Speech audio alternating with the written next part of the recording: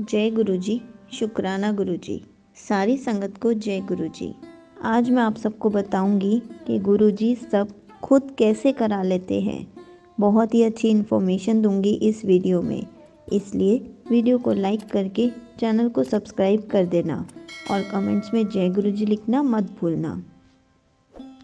गुरु जी के बारे में जब कोई नया व्यक्ति हमें पूछता है तो सबसे पहले नाम पूछता है। अब हम नाम क्या बताएं गुरु जी का। जो नाम है वो कभी सामने आया ही नहीं, और जो है गुरु जी उसे बताने के बाद सामने वाला सोचता है कि एक अंध भक्त के सामने आ गया है वो, और वहाँ से निकलने में ही अपनी भलाई समझता है।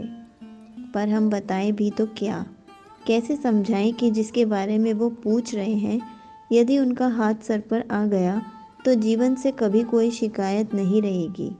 एक बार हाथ थमा दो, फिर चलते रहो जहाँ वो ले जाएं, और इस भरोसे के साथ कि सही जगह ही पहुँचेंगे। संगत जब नई नई जुड़ी हो तो गुरु जी को उनके चमत्कारों के लिए जानती है। बड़े चमत्कारी बाबा हैं ये, या कैंसर ठीक करने वाले बाबा हैं ये। ऐसा सुनकर ही इनके दर पर बहुत लोग आते हैं। मनोकामना पूर्ण हो गई तो देवताओं की लिस्ट में एक और फोटो जुड़ गई।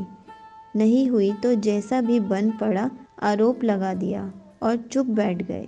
जब संगत सही मायने में गुरु जी से जुड़ती है तब जाकर समझ आता है कि जो मांगा वो दिया तो बड़ी मेहर उनकी, और जो नहीं दिया वो क्यों नहीं दिया। हर संगत की कहानी अलग है, तो नहीं देने के कारण भी अलग अलग ही होंगे, पर एक कारण बड़ा कॉमन सा है कि अभी हम उस ब्लेसिंग्स को संभालने लायक नहीं हैं। यानी गुरु जी ने दे भी दिया तो वो हमारे पास टिकेगा नहीं। गुरु जी को हम संगत सत्संग के माध्यम से जानते हैं, संगत के साथ मिलकर पहचानते हैं, पर असली पहचान तो तब होती है जब हम अंतरात्मा के द्वार खोल पाते हैं।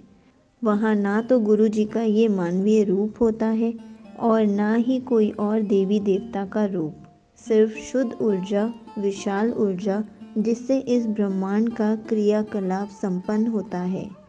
हर संगत अपना सत्संग, अपना अनुभव गुरु जी के साथ सुनाती है, पर हर संगत का गुरु जी के साथ अपना अलग ही अनुभव होता है, जो शायद शब्दों में बयान नहीं किया जा सकता है।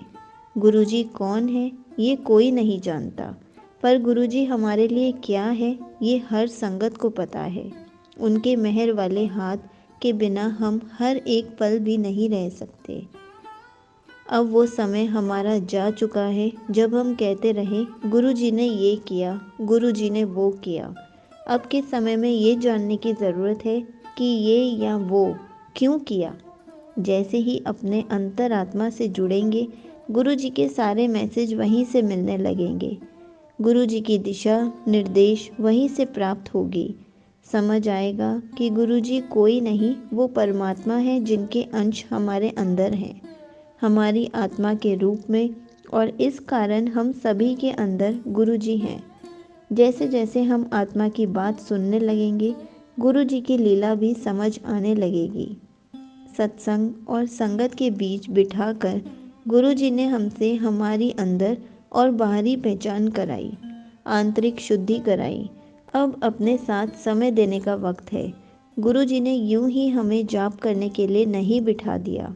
सबसे आसान तरीका यही है, आत्मिक ऊर्जा को बढ़ाने के लिए। ये ऊर्जा ही हमारी अशुद्धियों को नष्ट करता है। हमें कुछ ज़्यादा कहाँ करना पड़ता है, सब वही कराते हैं। गुरु जी जैसे प्रैक्टिकल गुरु नहीं मिलेंगे। एक उदाहरण देती हूँ। आज से लगभग 2 साल पहले गुरु जी का मैसेज आया, सृष्टि के कल्याण के लिए 5 मिनट का मंत्र जाप करना है नियत समय पर। पूरे विश्व के लिए ये मैसेज था। कितनों ने किया, कितने आज तक करते आ रहे हैं, और कितने ने करके छोड़ दिया, ये गिनती हम नहीं कर सकते। इसके आगे गुरु जी का मैसेज आया, सुंदरकांड का पाठ करें। उसके बाद राम अमृतवाणी, दोनों लगभग आधे घंटे का था। जो अच्छा लगे उस हिसाब से करना था। जब संगत ने आधे घंटा बैठना सीख लिया तो महामृत्युंजय जाप करने का मैसेज आया। जिसने भी किया श्रद्धा से, उसका या उसके खानदान का कल्याण हुआ। सिर्फ उन 10 दिनों के जाप से उसके बाद गुरुजी ने सभी संगत को आधे से 1 घंटे तक बैठने का मैसेज दिया। आज संगत दिन में 2 से 3 बार भी बैठने में नहीं हिचकिचाती, कारण उन्हें इस जाप से होने वाले अपने आध्यात्मिक विकास की समझ आने लग गई। कई संगत दिन में 3-4 घंटे जाप कर लेती है और इस जाप को सृष्टि को अर्पित भी कर देती है। गौर करने वाली बात है कि ऊपर के सारे मैसेज अलग अलग संगत ने अलग अलग समय पर दिए हैं और जिसने भी इन मैसेज को माना, आज वो सक्षम है गुरु जी की ऊर्जा के भंडार से जुड़ने में। गुरु जी ने किसी भी मैसेज को हल्के से ना लेने को कहा। कौन जानता था कि हमारा 5 मिनट जाप में देने की आदत आज हमें घंटों घंटों जप करने की शक्ति में बदल जाएगी और हम संगत की ऊर्जा मिलाकर इस सृष्टि को प्रलय के मुंह से बाहर लाएगी। हम कभी भी किसी और संगत से अपनी तुलना ना करें। हर एक को अलग अलग ब्लेसिंग्स मिली हुई हैं। समझ तो कुछ नहीं आएगा, उल्टा हम उलझ कर रह जाएंगे। गुरु जी की लीला को समझ पाना असंभव है। जब तक वो नहीं समझाना चाहे, हम बस इतना याद रखें कि जिसकी ये सृष्टि है उसके लिए कुछ भी करना संभव है। हमारी सोच, हमारा ज्ञान, हम मनुष्यों से जुड़े समानों तक ही सीमित हैं और हम इसे जानकर घमंड में रहते हैं कि हम ज्ञानी हैं। हमसे जो अज्ञात है वही हमसे सबसे ज़्यादा नज़दीक है, हमारी आत्मा। यदि इसे नहीं जाना तो कहाँ का ज्ञान और कैसा ज्ञान। जिससे हम हैं उसे ही नहीं पहचाना तो क्या देखा और जाना। इसकी बोल ही नहीं समझ पाए, इसकी आवाज़ ही नहीं सुन पाए तो संसार के सारे आवाज़ सुनना व्यर्थ हुआ।